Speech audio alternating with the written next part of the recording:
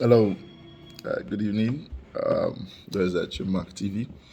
I will be making a short video clips on business insight, and I trust God that each and every one of us will benefit maximally. Why did we come to YouTube?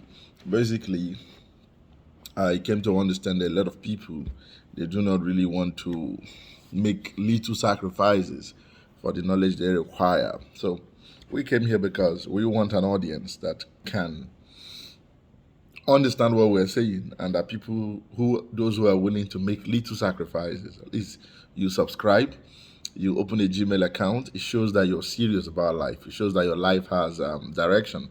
It shows that you really want to do something tangible with your life. So you're welcome. Yesterday on Facebook Live, I talked about challenges that businesses has. Today, I would want to continue with it, and I would want us to dwell on knowing when to delegate certain responsibilities and when to get involved as a startup, as an entrepreneur. Now, there are certain decisions your company may want to take in the beginning. Possibly, say you have about 5 to 20 persons working for you. Those decisions you allow your supervisors take them. Possibly, you have two supervisors. You may allow them take those decisions. That is trust.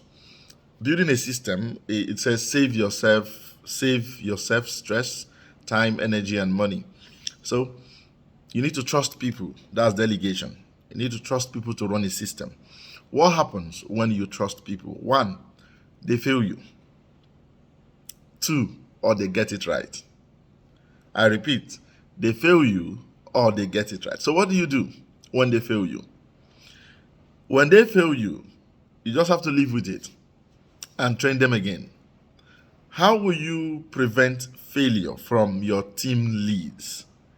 I have this mantra. I do tell myself that you have no right to discipline anyone you've not properly trained.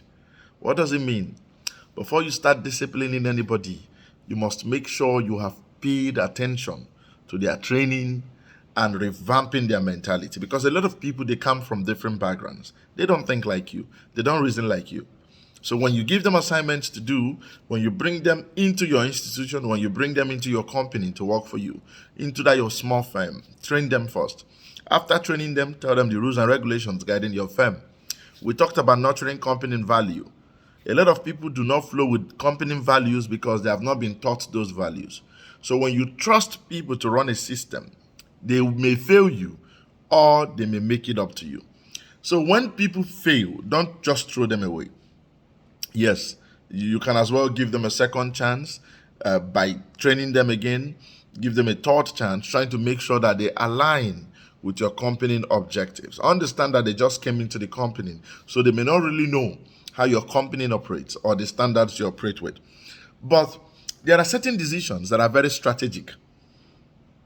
There are certain decisions that are very strategic.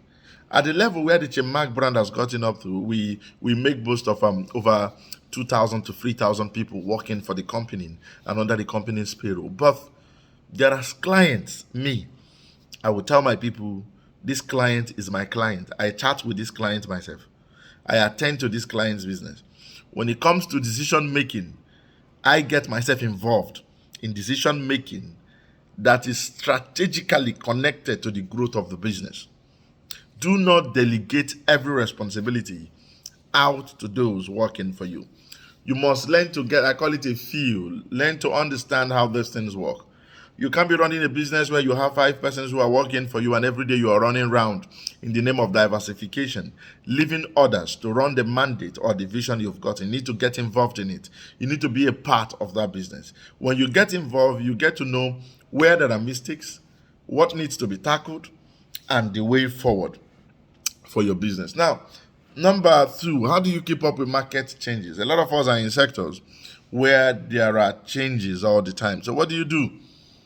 Understand that disruption is the new normal. Disruption. Meaning something may be 10 naira today, material you're using for production may be 10 naira today, and tomorrow the material becomes 100 naira. So what do you do when you've already charged 10 naira? How do you maintain your company standards?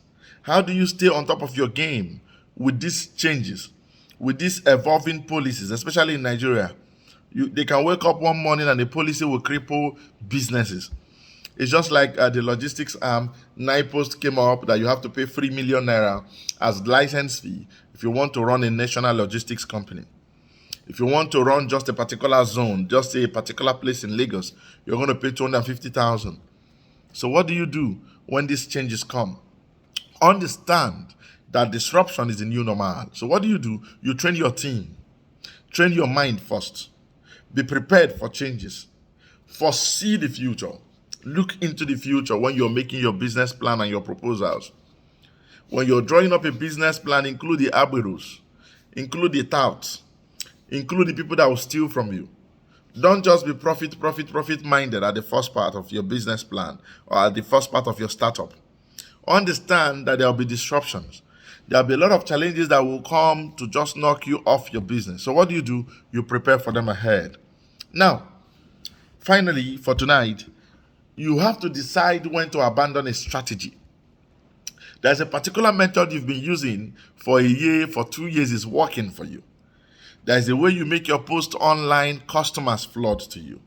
But at a certain point in time, you begin to find out that those customers, they are dwindling. You begin to notice that you're losing sales. You begin to notice that your competition is taking your market. So what do? Know when to abandon a strategy. Do not be so fixed in a strategy that you do not understand that times and seasons occur in businesses. There are certain strategies you are using for your business that are so expired. They are obsolete. But you keep on, you're fixed on it. That is what I had when I started. This was the vision mandate. Yes, vision can be modified. Time gives you clarity.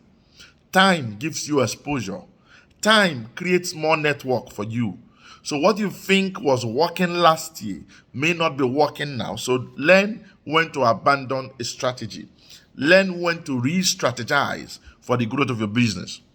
Understand that any business without challenge is not a business. Challenges, I call them the real meat for business winners. A lot of entrepreneurs and startups, they have failed in the face of challenges.